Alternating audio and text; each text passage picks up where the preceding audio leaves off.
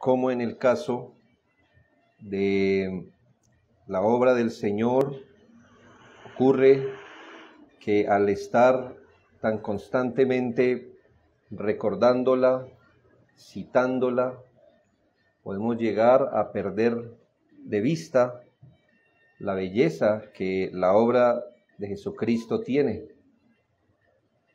Es necesario, hermanos, siempre estar yendo a la palabra del Señor con un espíritu renovado, por así decirlo, para que estas cosas que entre nosotros han sido ciertas no se vuelvan monótonas para nuestra mente. Perdamos de vista. Es muy probable que si usted tuviera una obra de arte en su casa, ¿no?, aquellas obras que pues son los coleccionistas de millones de dólares puede tener, pues la tiene en su casa. Vamos a suponer que usted tiene la Mona Lisa en su casa, en la sala. Pues obviamente, hermano, hay gente que pagaría esta vida y la otra por esa pintura, pero puede pasar que tanto usted pasa por su sala que ya no le ve la belleza en el arte. Y a veces, hermanos, tememos que tanto vayamos aquí y allá al Evangelio, a la doctrina de Cristo, que lo empecemos a asumir. Es necesario, hermanos, que con corazones dispuestos, renovados, siempre vayamos a las Sagradas Escrituras y reconozcamos, hermano, que conocemos los bordes, conocemos la superficie de las doctrinas. Con una familia dijo, intentamos leer un libro, etcétera, en nuestro devocional y se nos hizo muy difícil. Y en eso yo digo, qué bueno, no que lo hayan abandonado, sino que creo que entienden que si usted quiere profundizar más, hay profundidades donde ya usted no puede hacer pie. Y yo le animo a no evitar eso, hace parte de nuestra fe, conocer al Señor.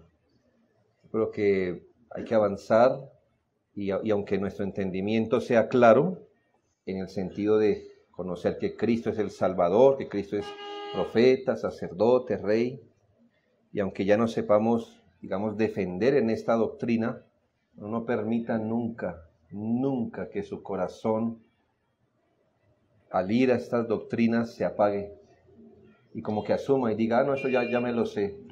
Pues hermanos, que yo sepa, nunca conoceremos el amor de Cristo, porque este excede todo conocimiento.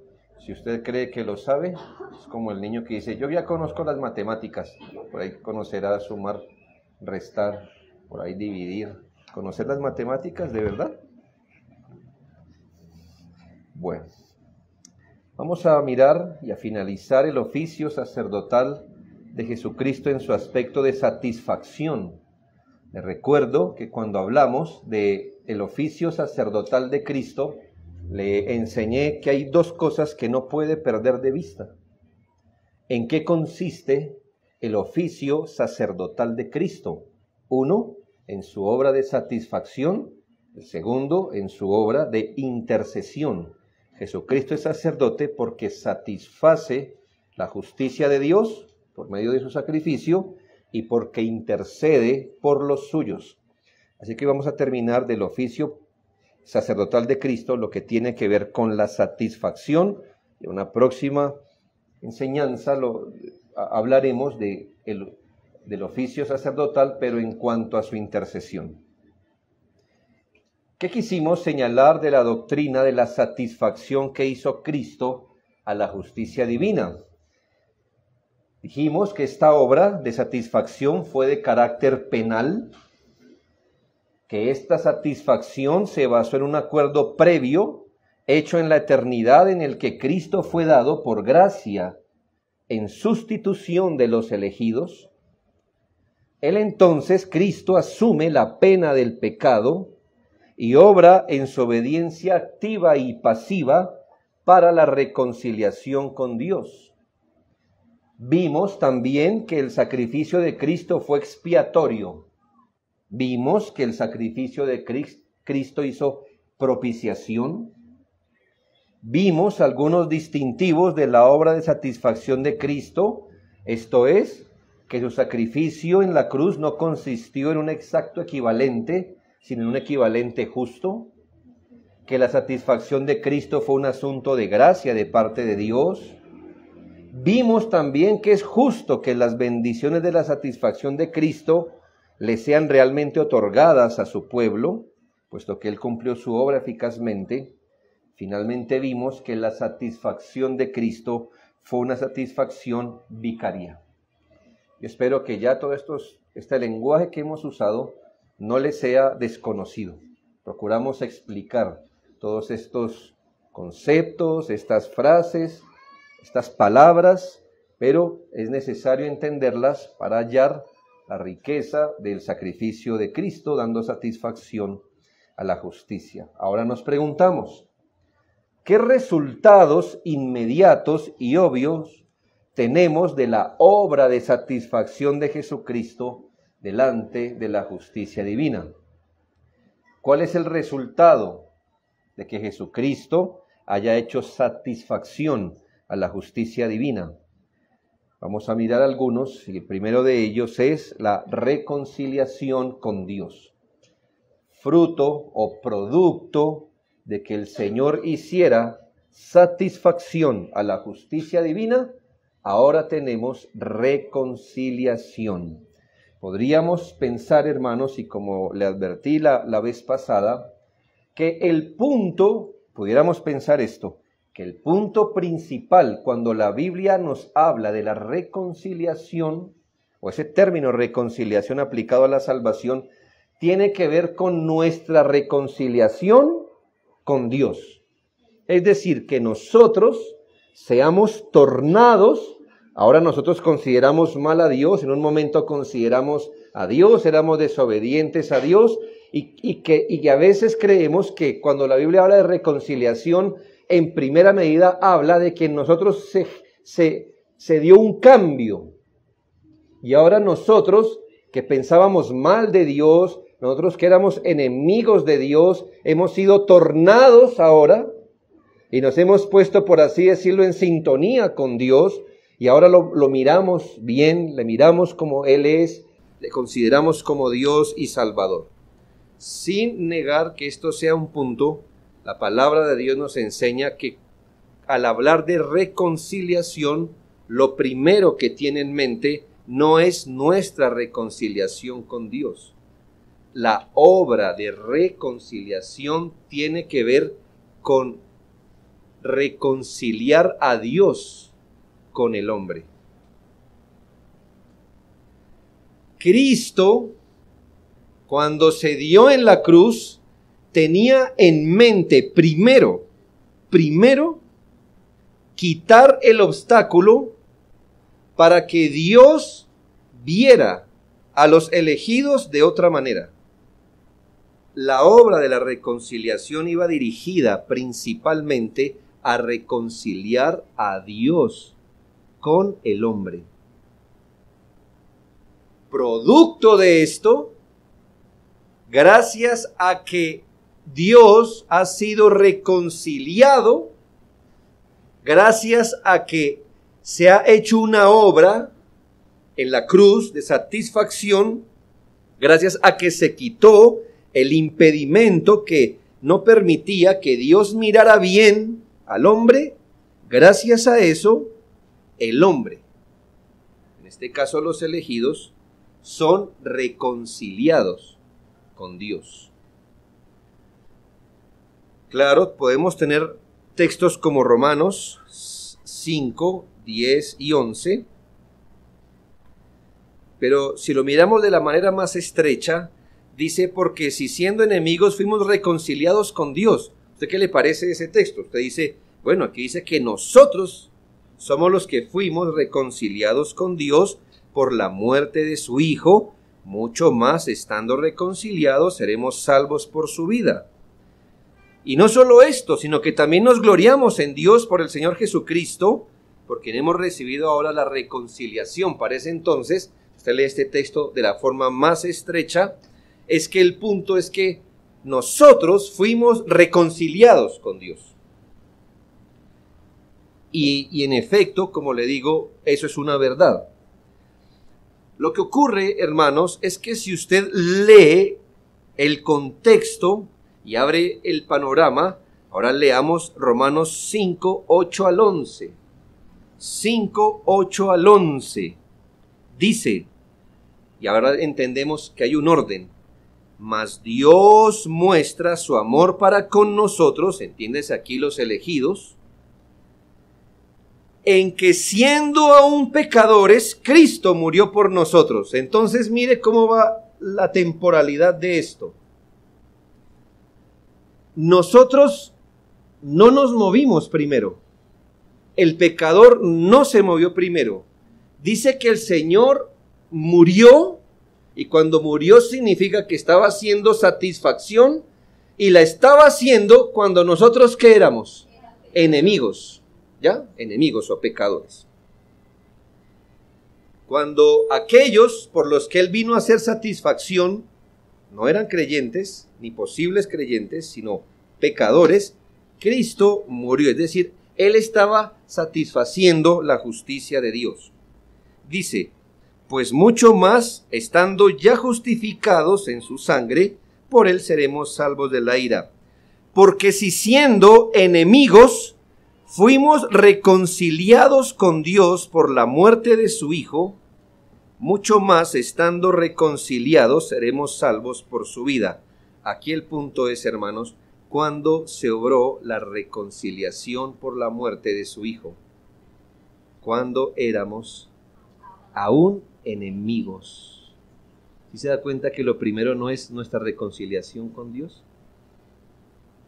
Es que algo pasó entre Cristo y Dios. Jesucristo entonces se puso delante de Dios y dijo, yo voy a hacer algo, aunque ellos no lo sepan todavía, aunque el efecto no les llegue todavía, yo voy a hacer algo delante del Señor para quitar el obstáculo, para que luego el Señor pueda mirar a estos pecadores. Y ahora sí estos pecadores puedan ser reconciliados con Dios. Note, y no solo esto, sino que también nos gloriamos en Dios por el Señor nuestro Jesucristo, por quien hemos recibido ahora la reconciliación. Hubo una obra de reconciliación cuando éramos enemigos, y ahora después hay una obra de reconciliación que hemos recibido. Quiero en esto ser muy claro, porque en esto, hermanos, reconocemos que la obra de Cristo no es antropocéntrica, fue teocéntrica. ¿En qué estaba pensando Cristo cuando dio su vida en la cruz? En Dios. ¿En cómo hacemos que Dios, que por su justicia está irado, mire bien a los elegidos?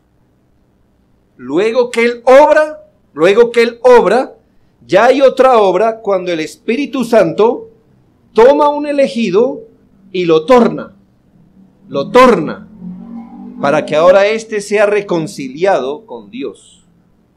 Lo primero que hace Jesucristo es reconciliar a Dios. No entienda que es que Dios sea un ser iracundo, que solo es aplacado por el Hijo, porque Él no quiere salvar a nadie, pero Cristo con su sacrificio lo convence. Debe saber que toda la obra de salvación tiene su origen en Dios, del amor de Dios. ¿Cómo es que un Dios de amor también está irado? Pues eso es lo que nos dice. Dios, que es un Dios de amor, también está irado con el pecador, pero en su amor provee a Jesucristo para reconciliarle con el hombre, aun cuando esta obra se hizo cuando ese hombre era pecador. Luego ese pecador recibe la reconciliación. Entonces, la reconciliación termina en nuestra enemistad con Dios, sí, pero nuestra enemistad con Dios no es lo que está en primer plano, es la alienación de Dios con respecto a nosotros. Aquí alienación la uso en sinónimo de enajenación o enemistad. En primer plano no está nuestra alienación con Dios. En primer plano está la alienación de Dios respecto a nosotros. ¿Por qué Dios está alienado del hombre? Por su pecado. Entonces Dios no podía ser propicio al pecador si no se quita la razón de esta alienación. ¿Cuál es la razón? El pecado. Cuando el Señor hizo su sacrificio, quitó de en medio, por así decirlo, la causa por el que Dios no les era propicio a los pecadores. Y ahora el Señor viene y nos reconcilia con Él. ¿Cuándo viene la reconciliación al hombre? Cuando se ha eliminado la base de la enemistad con Dios.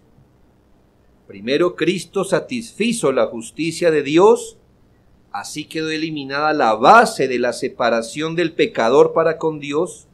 Nuestra reconciliación como resultado sería la relación armónica y pacífica con Dios, debido a que se ha eliminado la base por la que Dios estaba separado del hombre. Primero una cosa y luego otra. Como le digo, hermano, la doctrina de la reconciliación, en sí la doctrina de la salvación desde el punto de vista reformado, no es superficial. No es superficial. No es simplemente creer 5 cositas. A veces somos arminianos en la práctica al pensar que lo que Cristo primero tenía en la mente al ir a la cruz era sus elegidos. Pensamos que el gran problema es que el hombre está enemistado con Dios. Así podemos, sin quererlo, ser arminianos en la práctica. Oh, hermanos, yo creo que eso estaba en la mente de Cristo, pero lo primero que estaba en la mente de Cristo no es que este hombre está enemistado con Dios.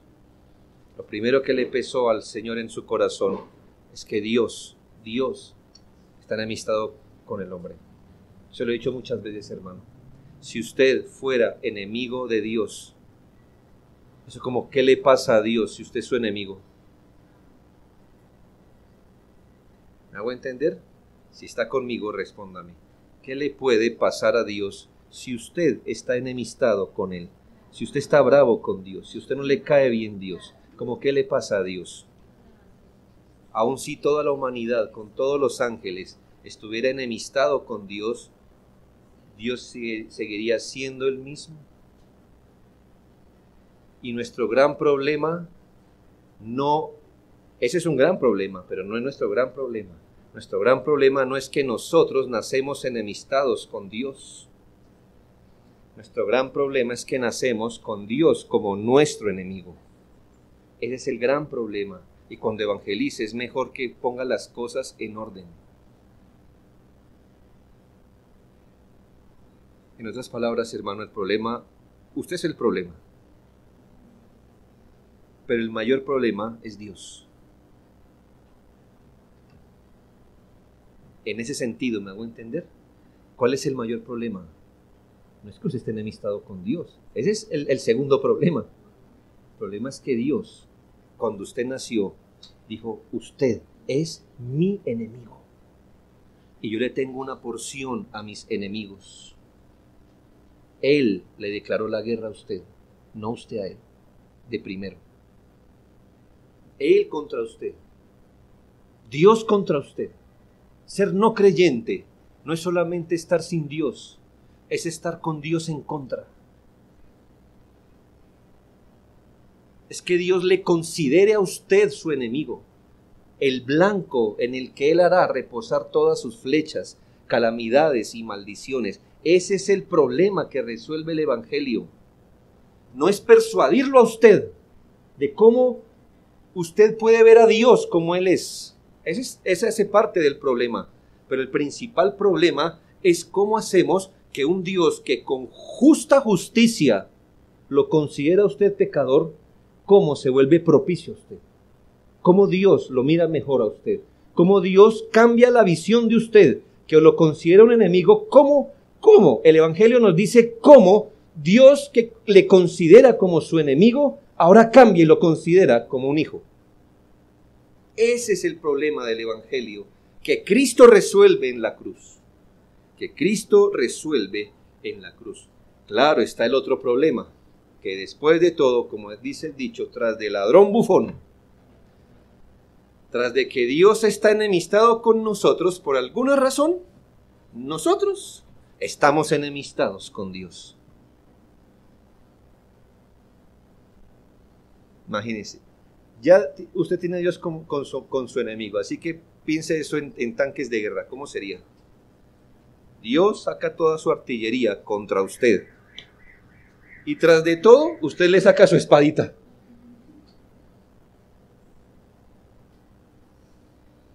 Y aquí Cristo dijo, aquí el orden no es que le baje su espadita primero. No, ese es el problema. Es cómo hacemos que Él guarde sus tanques y no los dispare contra usted. Luego que Cristo hace eso en la cruz, ahora dice, voltea y le dice, ¿sabe qué? No sea ridículo. Baje su espada. Baje su espada. Ríndase ante el Señor. Esta es una gran riqueza, hermanos, del Evangelio, como Señor nos dio reconciliación. Segundo, la redención. Estamos viendo cuáles son los efectos de la satisfacción que Cristo hizo. Primero, la reconciliación. Segundo, la redención. Cuando piensa en redención, y esto es interesante, porque cada lenguaje bíblico lo mete a usted en una escena para que usted la entienda. Por ejemplo, cuando hablamos de justificación, usted inmediatamente métase a un tribunal. Ahí ya está metido. Entonces usted entiende todo el lenguaje de justificación en un tribunal. Cuando piense en redención, siempre piense en un esclavo siendo vendido en la plaza pública. ¿Ya? Entonces usted ya cambia, ¿sí ve? Es lo mismo, el efecto es el mismo, pero la riqueza es tal que usted se va a meter allí. Redención es un lenguaje de compra, pero más específicamente es el lenguaje de un rescate. Ahora, ¿cómo se rescataba o cómo se lograba la liberación? Mediante el pago de un precio. Aquí estaba pues un esclavo, ¿cómo usted le rescataba de su esclavitud? Pues pague. Las palabras de nuestro mismo Señor dicen claramente que su obra, la obra que Él vino a cumplir, era una obra de redención, de rescate, de liberar por medio de pagar un precio. Mateo 20, 28, como el Hijo del Hombre no vino para ser servido, sino para servir y para dar su vida en rescate por muchos. ¿Nota el lenguaje? Dar su vida en rescate, es un lenguaje de redención. Marcos 10, 45, porque el Hijo del Hombre no vino para ser servido, sino para servir y dar su vida en rescate por muchos. La redención presupone alguna clase de esclavitud o cautiverio. Por ello, la redención implica aquello de lo que se nos libera. Así como, y aquí hay un equivalente, póngalos al frente si está tomando nota. Así como el sacrificio se dirige a la necesidad suscitada por nuestra culpa, yo colocaría sacrificio igual culpa, es decir, ¿por qué necesitamos un sacrificio? Por la culpa. Así como la propiciación surge de la necesidad de apaciguar la ira de Dios, tiene su equivalente, ¿ya? Sacrificio, culpa. Propiciación, ira de Dios. La reconciliación surge de la enemistad con Dios. Ahora, la redención también tiene un equivalente. La redención se dirige por la necesidad que tenemos de ser libertados de la esclavitud. Esclavitud. Cuando decimos que la obra de salvación es como un diamante, yo nunca he tenido un diamante. ¿Quién pondrá un diamante en mi mano grande? No tengo la oportunidad. Pero si yo lo tuviera, me lo imagino que si fuera grande, entonces tiene muchas caritas, ¿verdad? Muchas caras, y cada cara es el mismo diamante, pero usted lo ve desde diferente ángulo. Hermanos, es lo mismo si usted mira el lenguaje. Sacrificio, culpa. Propiciación, ira. Reconciliación, enemistad. Redención, esclavitud. ¿Sí ve que cada carita, cada cara del diamante nos pone en una perspectiva distinta, pensar en niveles distintos? Para nosotros es muy fácil decir gracias Señor porque tú nos salvaste. Y ahí atrapamos todo. Pero hermano, empiece a desenrollar qué significa salvación y se va a dar cuenta que Dios nos salvó de muchas cosas. Esta obra de redención o rescate, mediante el pago de un precio, señala 3 asuntos principales. Primero, que la obra que vino a cumplir Cristo a este mundo fue una obra de rescate, de redención. Téngalo en cuenta. Él mismo dijo, vine a dar mi vida en rescate. Segundo, que el precio del rescate fue su propia vida. Ese fue el precio que él pagó por el rescate y volvemos a lo mismo, que fue una obra vicaria. Y tercero, que su rescate fue de naturaleza sustitutiva. Y en esto volvemos al punto, hermanos. Y si me permite ir a la plaza pública donde se está ofreciendo un esclavo, la obra de redención de Cristo no fue así. Bueno, ¿y cuánto vale ese esclavo? Tanto. Tome la plata, venga para acá, esclavo. No. Cuando decimos que la obra de Cristo en redención fue en sustitución, ¿qué significa? Quítenle las cadenas a él, quítenle los grilletes a él, libérenlo, ahora pónganmelas a mí. Y yo lo sustituyo a él. Esa fue la forma en que él rescató. Ahora bien, es una palabra muy común entre nosotros. Redención. ¿Cuántas veces la hemos dicho? Muchas veces. Ay, gracias Señor por redimirnos. Y cantamos de la redención y de redimirnos. ¿Redimidos de qué? Es decir, fuimos, sí, por supuesto, fuimos liberados, fuimos comprados por el precio de la sangre de Cristo. Pero preguntamos, según la Biblia, ¿nosotros fuimos redimidos de qué? Bueno, la Biblia nos responde varias cosas. Primero, que los creyentes fuimos o somos redimidos de la maldición de la ley. Gálatas 3:13. Cristo nos redimió de la maldición de la ley, habiéndose hecho por nosotros maldición. Cuidado, Cristo no nos redimió de la ley. Cristo nos redimió de la maldición que nos viene por no cumplir la ley como Él la exige. ¿Alguno aquí no ha cumplido la ley como Dios lo exige? Levánteme la manita. Hay unos que la han cumplido bien, muy bien, me enseñan cómo al final, me hacen el favor. ¿Cómo han hecho para cumplir exactamente la ley como Dios la quiere? ¿Alguno, hermano, ha cumplido la ley como Dios la quiere? ¿Un niño? Porque son ángeles, ¿verdad? Son angelitos. Abajo, la niña de hermano Yair, es la más nueva que viene a este mundo. Ella quizás, ¿sí? No, ¿verdad? Eso quiere decir que si usted no ha cumplido la ley perfectamente, usted está bajo su maldición.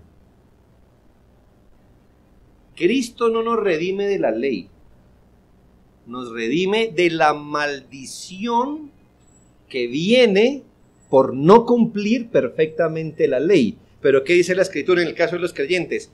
Cristo nos redimió de la maldición de la ley. ¿Y cómo lo hizo? ¿Cómo nos libró de ese pago? Es decir, ¿tiene cómo pagar? No, de hecho no, ya he pecado desde que nací.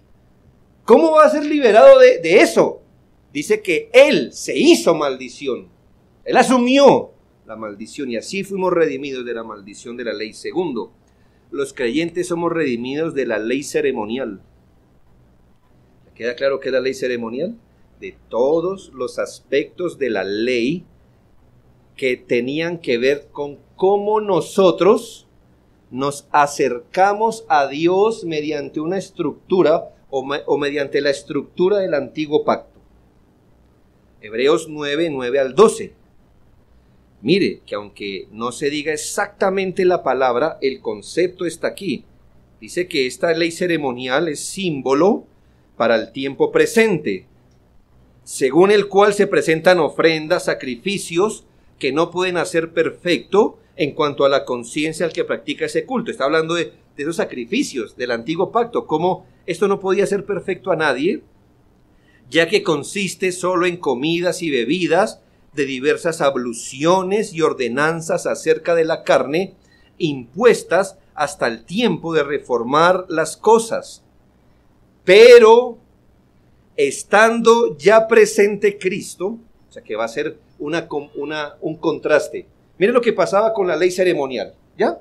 Consistía en comidas, no sé qué, sacrificios, y no pueden hacer perfecto a nadie. Pero, o sea, por el contrario, estando ya presente Cristo, sumo sacerdote de los bienes venideros, por el más amplio y más perfecto tabernáculo no hecho de manos, es decir, no de esta creación, y no por sangre de machos cabríos ni de becerros, sino por su propia sangre, entró una vez para siempre en el lugar santísimo, habiendo obtenido eterna redención.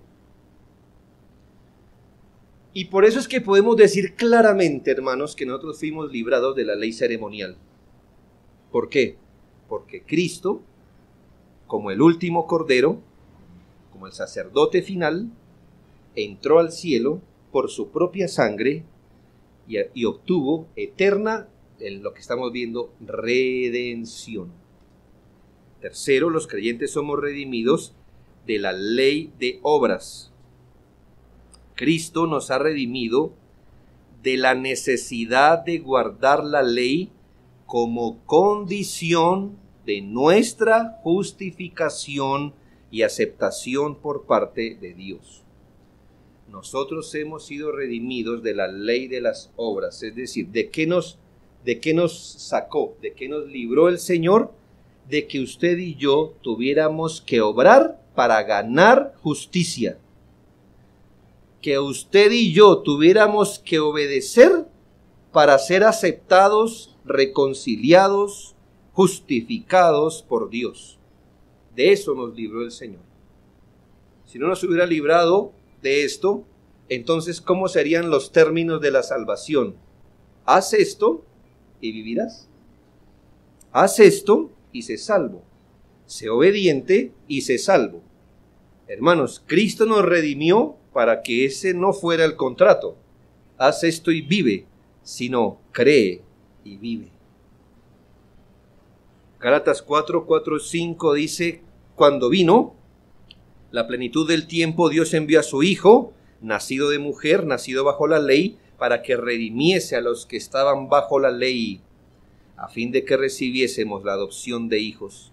¿Cómo es que ahora hemos recibido la adopción de hijos? Porque fuimos redimidos de la maldición, o más bien de estar bajo ley en ese sentido de justificación. Por último, los creyentes somos redimidos del pecado. Es claro por la Biblia que Cristo nos redimió del pecado. Yo entiendo, hermanos, que esta obra nos toca entenderla, pero entienda esto. Cristo nos redimió del pecado en todos sus aspectos. Nos redimió de la culpa del pecado. Nos ha redimido del poder del pecado. Y nos redimirá hasta de la presencia del pecado. Pero todo a su tiempo. Por ahora nos ha redimido de la culpa, del poder y de las consecuencias finales del pecado. Es que si usted tuviera la culpa del pecado sobre usted, usted no es creyente. O usted es culpable o es justificado. ¿Sí nota? Las dos no. Cristo nos redimió de la culpa. Muy bien. Cristo nos redimió del poder del pecado. Lo que quiere decir que ya el pecado no es el poder dominante en la vida de los hijos de Dios. Porque no andamos en la carne, sino por el Espíritu. Cristo nos redimió de las consecuencias finales y eternas del pecado. No le estoy diciendo que Cristo nos redimió de todas las consecuencias de nuestros propios pecados. No. Le digo de las consecuencias finales. ¿Cuál es la consecuencia final del pecado? Sí, la muerte, el infierno. Muy bien. De eso nos redimió el Señor. Y un día seremos redimidos de la presencia misma del pecado. Esa todavía queda. Tito 2:14, escuche el lenguaje. Quien se dio a sí mismo por nosotros, otra vez, el sustituto, ¿no? A sí mismo por nosotros, para redimirnos de toda iniquidad y purificar para sí un pueblo propio celoso de buenas obras. Esto es una declaración, pero es una promesa, ¿sabe? Que usted puede ir al trono de la gracia a decir: Señor, dame esto que has prometido. La palabra de Dios nos dice que Él se dio en la cruz para redimirnos de algunas iniquidades, sino de todas ellas. De todas ellas. Usted dice: yo de este pecado no me podré librar, y tiene toda la razón. Usted no se puede librar de ninguno, ni el más pequeño, ni dieta puede hacer por usted mismo. Pero aquí no dice que usted se libra de su iniquidad. Dice: quien se dio a sí mismo para redimirnos de toda iniquidad. De toda iniquidad. No hay ningún pecado que se quede por fuera de la obra de la redención de Cristo. Así como usted fue perdonado de todos sus pecados, también es cierto que el Señor le libró de las consecuencias finales de todos sus pecados. También es cierto que nos libra del poder dominante de todos nuestros pecados. En los primeros siglos se planteó una pregunta: ¿está el hombre esclavo de Satanás en su estado natural? Y la gente dijo: sí, pues la Biblia dice en textos como 2 Timoteo 2:26 que estamos en el lazo del diablo, cautivos a voluntad de él. Y entonces se dio esta pregunta, se la digo porque usted se la va a encontrar: ¿el hombre está esclavizado por Satanás? Sí. ¿Cristo redime al hombre también de Satanás? Bueno, sí, de su esclavitud, sí, está escrito. Entonces, ¿Cristo le pagó algo a Satanás para librarnos? Le dije cómo era el asunto. Que era la redención mediante el pago de un precio. Muchos padres de la iglesia respondieron: sí. Cristo tuvo que pagarle al diablo algo del precio. ¿No es que Él nos tenía esclavizados? Entonces Jesucristo va y le paga, y entonces Satanás dice: está bien. Es decir, no tenía más opción, pero los liberó.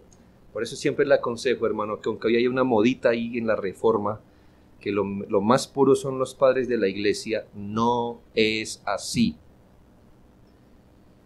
Hay modas de cada tanto, hermanos, y ya nos estamos librando de unas.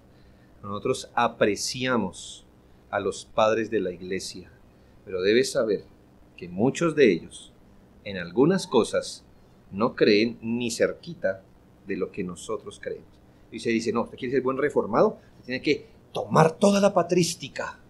Oh, no, hermano, no me haga eso, por favor. Los padres de la iglesia, muchos de ellos no tenían los 66 libros a la mano. La teología madura de la iglesia se dio en la Reforma y en su posterior tiempo de los puritanos, no en los padres de la iglesia. Sobre todo el presbiterianismo hoy está queriendo jalar para allá, para los padres, un ala del presbiterianismo. No, hermanos. Padres de la iglesia dijeron: Cristo le pagó un precio a Satanás para liberar a su pueblo de sus pecados. Y volvemos al punto, hermanos: ¿a quién tenía en mente Cristo cuando se dio en la cruz? A Dios. Él era. Uno de los efectos del pecado era que éramos esclavos de Satanás. Cristo, cuando nos redimió del pecado, nos redimió del poder de Satanás, no pagándole nada a Satanás, pero cuando Él se dio en la cruz para quitarnos del pecado, cuando Él recibe la ira de Dios y nos libró del pecado, nos quitó del pecado, nos quitó debajo de Satanás.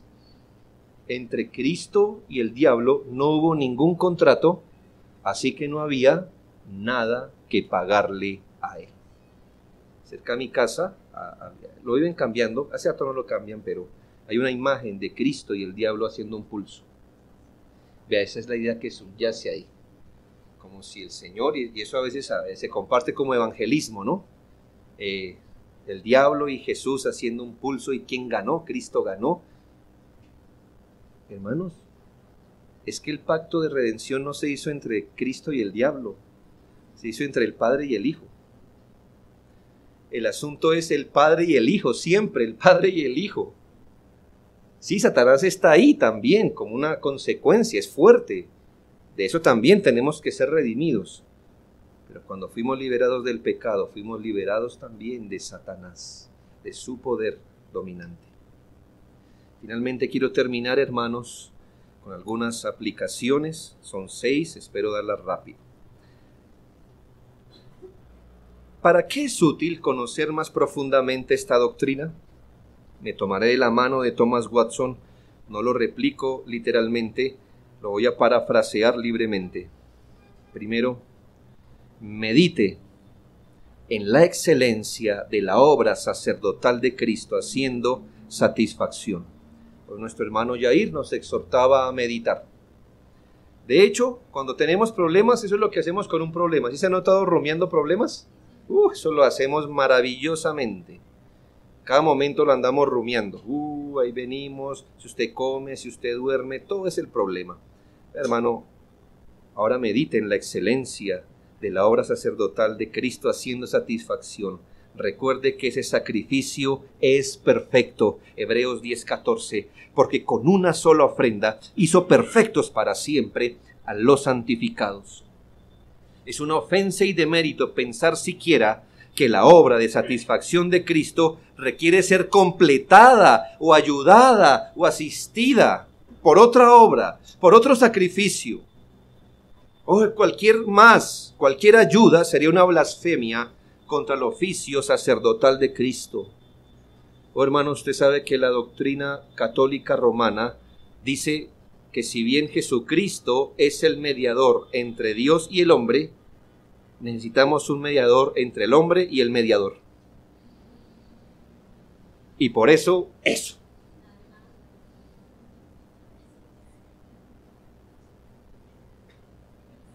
Y esa es la mejor forma de decir que la obra de Cristo no es perfecta. Porque siempre se necesita alguien que le asista. Es decir, que no es tan fuerte la obra de Cristo. Que Él hizo satisfacción, pero que en verdad, Él hizo satisfacción porque su madre lo peinó bien y lo hizo más bonito ante Dios. Más o menos por ahí, sin exagerar se lo digo. Es decir, ¿por qué? Es lo que dicen, usted lo puede investigar, no es mi palabra. ¿Por qué Cristo le pareció, o por qué el sacrificio de Cristo le pareció bueno a Dios, si no es por los ruegos de su propia madre? Pero ese es nuestro problema actual. El problema antiguo era, por ejemplo, decir, sí, Cristo Él lo salva. Él es perfecto salvador, pero si usted cree y se circuncida. ¿Sí ve? Pero siempre es ponerle al lado al sacrificio perfecto de Cristo una ayuda. Es una blasfemia, hermanos. Medite en el sacrificio perfecto de Cristo y además medite en el sacrificio meritorio de Cristo. ¿Qué quiero decir con que medite que el sacrificio de Cristo es meritorio? Hermanos, si bien está escrito que Cristo murió para darnos ejemplo de sacrificio y autonegación, la verdad, hermanos, es que el sacrificio de Cristo fue para darnos, para concedernos salvación. La palabra de Dios en Filipenses dice, por ejemplo, que nosotros debemos tener el mismo espíritu que hubo en Cristo Jesús. ¿Y qué ejemplo para estimular nuestra autonegación nos pone Filipenses? El sacrificio en la cruz de Cristo. Eso es tener el sacrificio de Cristo como ejemplo. Ahora, lo que le estoy diciendo es que el sacrificio de Cristo no solo nos sirve de ejemplo de sacrificio y autonegación, sino que el sacrificio de Cristo es meritorio. ¿Qué dice eso? Que cuando Cristo se dio en la cruz por su pueblo, concedió o nos concedió el mérito que no teníamos. Aquí hay muchos niños que han escuchado las palabras por los méritos de Cristo, por los méritos de Cristo. Y yo quisiera que ellos entendieran esto porque es muy importante. Mérito viene de merecer. Entonces, vamos a hablar de, yo le pregunto, ¿usted tiene mérito? Bueno, usted me tendría que decir de qué. Es decir, ¿usted merece algo? Sí, delante de Dios, un ser humano, ¿qué merece? Sí, la muerte, ese es su mérito. Así que si usted le da la locura de decir, Señor, ¿por qué no me das lo que yo merezco? Mire, ahí mismo usted queda calcinado mínimo, echando humo. Porque ese es su mérito. Eso es lo que usted merece. Mérito viene de lo que usted merece. Cristo en la cruz se convirtió en nuestro mérito. Él, es decir, ¿qué merece usted hoy en Cristo? Usted merece hoy en Cristo lo que Cristo merece. ¿Qué merece Cristo de parte de Dios? ¿Qué merece Cristo de parte de Dios? Él merece todo el amor, toda la condescendencia, y eso mismo Él ganó. Así que uno puede decir, ¿tenemos mérito? No, naturalmente no tenemos mérito. Pero en Cristo, hermanos, Él nos dio su mérito. Su sacrificio recibido por la fe verdaderamente nos reconcilia delante de Dios. Segundo, la obra sacerdotal de Cristo haciendo satisfacción puede traernos infinito consuelo. Hermano, lo que pasa es que si usted se concentra en sus dolores temporales, Cristo le va a servir bien poco. No es que no le sirva, Él lo acompaña, Él mulle su lecho del dolor, Él está interesado en su bienestar, téngalo por seguro. Pero mientras usted no considere que el pecado es su mayor dolencia, su mayor enfermedad, su mayor dificultad, su mayor problema, no va a extraer el infinito consuelo que tiene el estar en Cristo. Bien se dice que la cruz de Cristo es la fuente de todos nuestros consuelos. Considere que la obra sacerdotal de Cristo quitó la culpa de nuestros pecados. Cuando usted ha pecado y se siente culpable, recuerde que Cristo quitó la culpa de nuestros pecados. Mateo 26, 28, porque esto es mi sangre del nuevo pacto, que por muchos es derramada para remisión, para perdón de los pecados. Cuando la conciencia está inquieta por el pecado, recordemos que al arrepentirnos, la sangre de Cristo se hace valer, quitando la culpabilidad, perdonando el pecado. No somos perdonados por nosotros. La base de nuestro perdón ni siquiera es el arrepentimiento, aunque es un requisito arrepentirse. Usted no es perdonado porque se arrepintió, aunque tiene que hacerlo. Usted es perdonado únicamente sobre la base de la muerte de Jesucristo en la cruz. Esa es la base, lo otro es un requerimiento. Recordemos también que la sangre de Cristo nos sana de la enfermedad más grande y putrefacta. ¿Cuál es, hermanos? El pecado. No hay ninguna enfermedad física equivalente al pecado. ¿Cuál enfermedad pudiera ser más penosa, más horrible, que usted pudiera pensar? Vamos a poner la lepra en los tiempos bíblicos, que usted se pudra encima suyo, en vida, con todo el olor y la impresión que eso le puede suponer.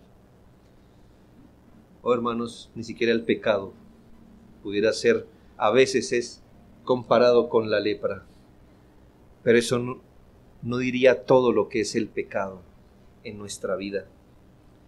Y cuando usted lee, por ejemplo, en 1 de Juan 1:7, la sangre de Jesucristo, su Hijo, nos limpia de todo pecado. Eso es una gracia aún mayor que la de ese hombre que su carne se estaba pudriendo en él y dijo, Señor, si quieres puedes limpiarme. Y el Señor le dijo, quiero, sé limpio. Y usted hubiera dicho, si yo hubiera visto eso, yo caigo de rodillas ante el Señor diciendo, Él es poderoso. Ah, hermano, pero usted era peor y yo, peor que un leproso. y la sangre de su Hijo nos limpió de todo pecado. La ley es un espejo que nos muestra nuestra inmundicia, pero la sangre de Cristo es la fuente que nos limpia de su inmundicia. Zacarías 13:11. En aquel tiempo habrá un manantial abierto para la casa de David y para los habitantes de Jerusalén, para la purificación del pecado y de la inmundicia. Su sangre nos limpia, hermanos, de toda maldad. Dice un antiguo, la sangre de Cristo es una poderosa medicina para el pecado. Es el ancla de nuestra fe, el manantial de nuestra alegría, la corona de nuestros deseos y el único apoyo tanto en vida como en la muerte. Tercero, consideren la obra sacerdotal de Cristo, haciendo satisfacción a la justicia divina, la naturaleza horrible del pecado. ¿En qué usted considera que el pecado muestra sus más negros colores? Usted diría, si yo le pregunto, ¿por qué usted dice que el pecado es horrible? ¿Por qué? Usted diría, yo le voy a decir por qué. Había una pareja, la única que ha habido sin pecado, y pecaron. ¿Y qué hizo el pecado? Mire, en eso muestra, yo diría, sí, en eso muestra un color muy negro, pero no en el más. Usted me diría, ¿no considera que todo ser humano ahora es corrupto moral y espiritualmente? Y que si Cristo no viene, todos se condenarán en el infierno. Yo digo, sí, ese es un color negro del pecado, pero no es el más negro. Por eso, el pecado no es lo más horrible. Sí es horrible por eso, pero no por lo más. Usted dirá, ¿qué me dice de todas las muertes, tragedias, cosas en el mundo, maldiciones que todos los días vemos? ¿No es eso? No es por eso que el pecado es lo más horrible que hay. Yo diría, eso es una gran causa. Y en eso muestra que el pecado que es horrible. Pero yo le voy a decir la gran causa por la que el pecado es horrible. Cristo tuvo que verter su sangre por él. Cualquier cosa, entiéndalo, hermano, cualquier cosa que haya hecho verter la sangre del Cordero de Dios, eso debe ser la cosa más horrible que exista en la vida. Aquello que hizo que el Señor fuera ajusticiado, aquello que promovió que cargado de culpa Él muriera, eso debe ser de una naturaleza horrible. El pecado es un mal tan horrible, peligroso, profundo, corrosivo, contaminante, que solo la sangre del puro y santo Cordero de Dios pudo quitarlo. Por eso el pecado debe ser siempre mirado con indignación, no porque usted diga, el pecado es horrible por Adán y Eva, el pecado es horrible por lo que me pasa a mí, el pecado es horrible por lo que le pasa al mundo. Sí, el pecado es horrible por todo eso, pero el pecado es horrible porque perforó a Jesucristo. Yo le pregunto, ¿se entretendría usted con el cuchillo que mató a su padre? ¿O jugaría con la camisa perforada y sangrienta que llevaba puesto el día de su asesinato? El pensamiento del cuerpo sangrante de Cristo por el pecado debería enardecernos contra el pecado. ¿Por qué? Porque Él fue traspasado por nuestros pecados. Que no sea nuestro gozo lo que hizo de Cristo un varón de dolores. Cuarto, note en la obra sacerdotal de Cristo haciendo satisfacción la bondad y la severidad de Dios. Bondad y severidad de Dios. ¿En dónde vemos la bondad de Dios? Haciendo satisfacción. Bueno, en proveer un sacrificio único y final para la reconciliación. Si Cristo no hubiera sufrido en la cruz, habríamos estado en el infierno para siempre, satisfaciendo la justicia de Dios nosotros, pero Él nos indultó a nosotros. Usted y yo sabremos del infierno solo lo que leemos en nuestras Biblias. Usted y yo sabremos de la justicia divina derramada solo lo que vimos que se derramó en Cristo, y en eso vemos su eminente bondad. ¿En qué vemos la severidad de Dios? En su justicia inflexible para con su Hijo, al que ha amado eternamente. Cuando nuestros pecados le fueron imputados, Dios no lo perdonó, sino que su ira se encendió contra él.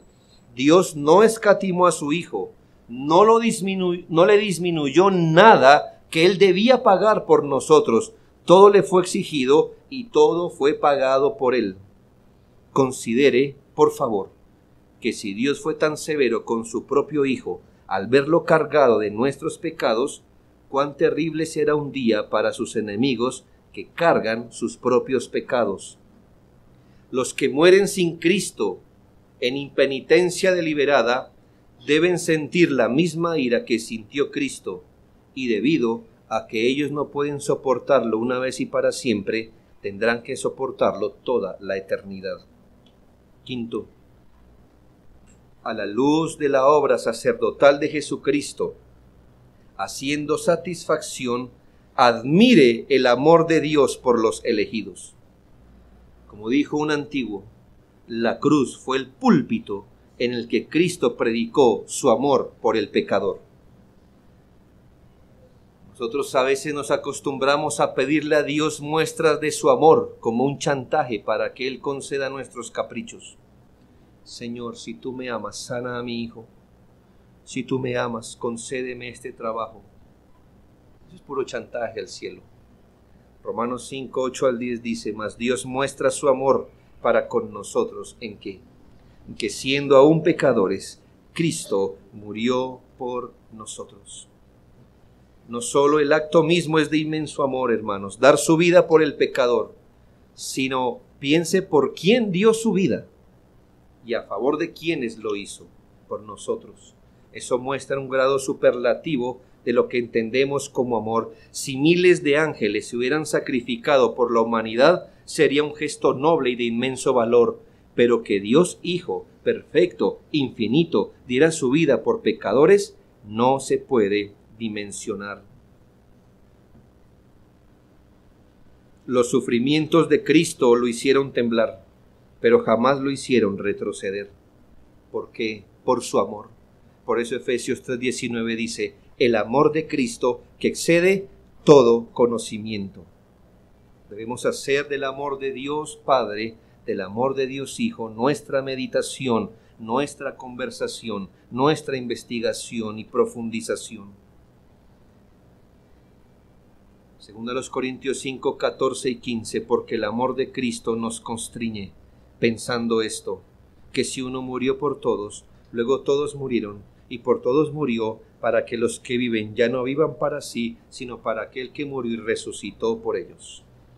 Y finalmente, bendigamos a Jesucristo por su obra sacerdotal, haciendo satisfacción por nuestros pecados. El Salmo 103 exhorta, bendice alma mía a Jehová. Y entre otras cosas, según el salmista, ¿por qué debemos bendecir a Jehová?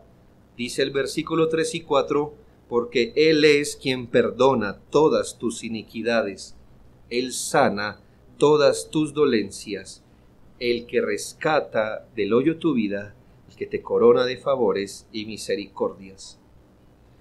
Y este texto, hermano, no se hace tan patente como si usted lo mira desde el punto de vista cristológico. ¿Por qué deberíamos bendecir a Jehová? Porque Cristo perdonó nuestras iniquidades, nos sanó de nuestras peores dolencias, rescató, redimió del hoyo nuestra vida y nos coronó de favores, de gracias y de misericordias. Si Cristo se dio a sí mismo como ofrenda por el pecado, ¿no sería lo menos que podemos hacer darle ofrendas de gratitud? Cuán profundamente estamos obligados por Cristo y a Cristo, quien nos ha redimido del pecado, la condenación, el infierno. Si Él puso su vida por el pecador para su salvación, ¿sería mucho si Él pide nuestra lealtad para su gloria? Si Él enfrentó el oprobio llevando nuestra horrenda iniquidad, ¿no sufriremos el oprobio por llevar la cruz que nos salvó? Si Él no retrocedió ante el sufrimiento para salvarnos, ¿por qué retrocederíamos en el sufrimiento para no glorificarle como hijos salvos? Debemos agradecer a Dios por su poder creador, sí. Debemos agradecer a Dios por su poder providencial, sí. Debemos agradecer a Dios por su ayuda, sustento, protección. Debemos agradecer a Dios por el día, la noche, el pan, pero más, por su salvación, por su salvación. Este es el canto de los redimidos, hermano. Alabaremos la gloria de su gracia al habernos salvado.